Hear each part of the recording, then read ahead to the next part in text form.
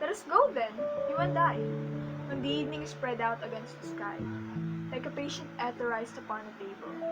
Let us go through half-deserted streets, the wandering retreats, of restless nights in one-night cheap hotels, and sawdust restaurants with oyster shells.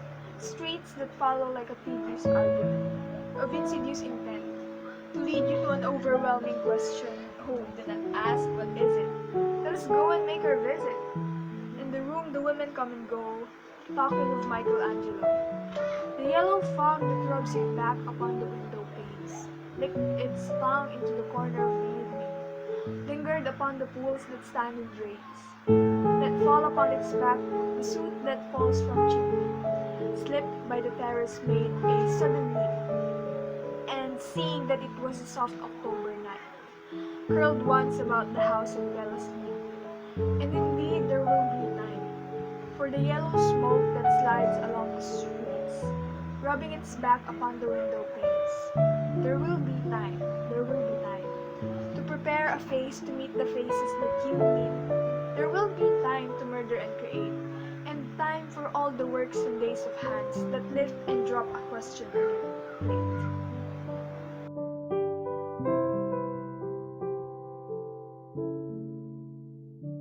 That lift and dropped a question on your plate. Time for you and time for me, and time yet for 100 indecisions and for 100 visions and revisions before the taking of a toast and tea. In the room the women come and go, talking of Michelangelo, and indeed there will be time to wonder, do I dare? And do I dare? Time to turn back and descend the stair, with a bald spot in the middle of my hair.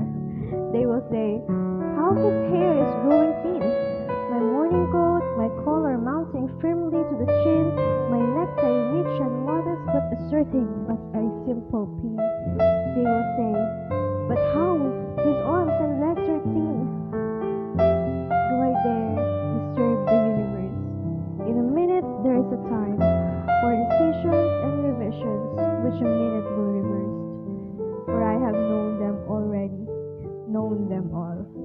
Have known the evenings, mornings, afternoons. I have measured out my life with copious spoons. I know the voices dying with a dying fall, beneath the music from a farther room. So how should I pursue? And I have known the eyes already, know them all. The eyes that fix you in a formulated phrase. And when I formulated, sprawling on a pin, when I am thin and wriggling on the wall, then how should I begin to speak out all the bad ends of my days and ways?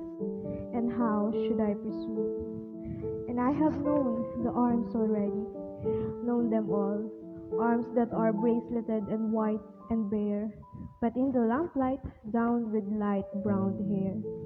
Is it perfume from a dress that makes me so digress? Arms that lie along a table, or wrap about a shawl, and should I then presume? Shall I say I have gone at dusk through a narrow street, and watched the smoke that rises from the pipes of lonely men in shirt sleeve leaning out of window? I should have been a pair of ragged claws scuttling across the floor of silences. In the afternoon, the evening sleeps so peacefully, smoothed by a long finger, asleep, tired, or it malingers, stretched on the floor here beside you and me. Should I, after tea and cakes and ices, have the strength to force the moment to its crisis? But though I have wept and fast, wept and pray, though I have seen my head grown slightly bald, brought in upon a platter, I am no prophet, and hear no great matter. I have seen the moment of my greatness flicker, and I have seen the eternal footman hold my coat and sneaker, and in short, I was afraid.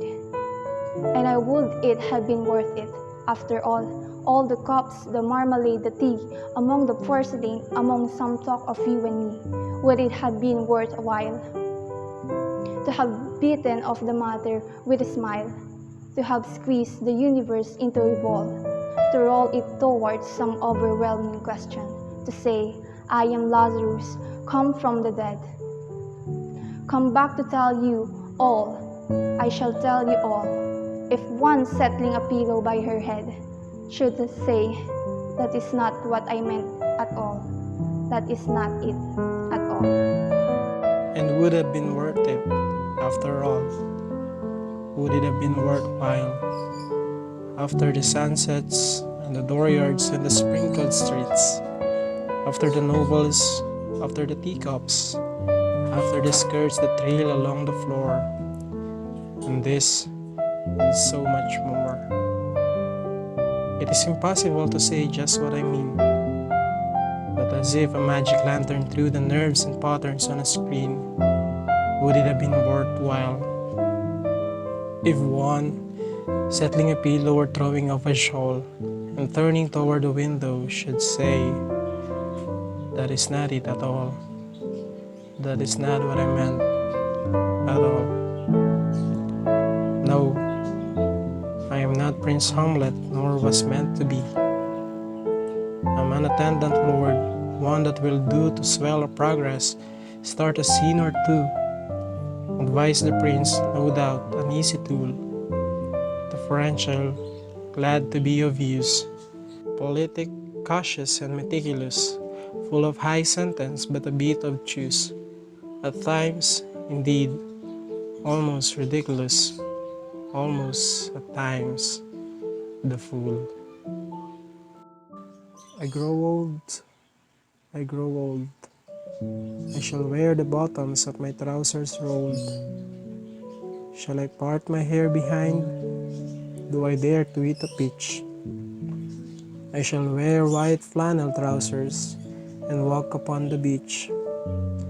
I have heard the mermaids singing, each to each. I do not think that they will sing to me. I have seen them riding seaward on the waves, combing the white hair of the waves blown back. When the wind blows the water white and black, we have lingered in the chambers of the sea, by seagulls wreathed with seaweed red and brown, till human voices wake us and we drown.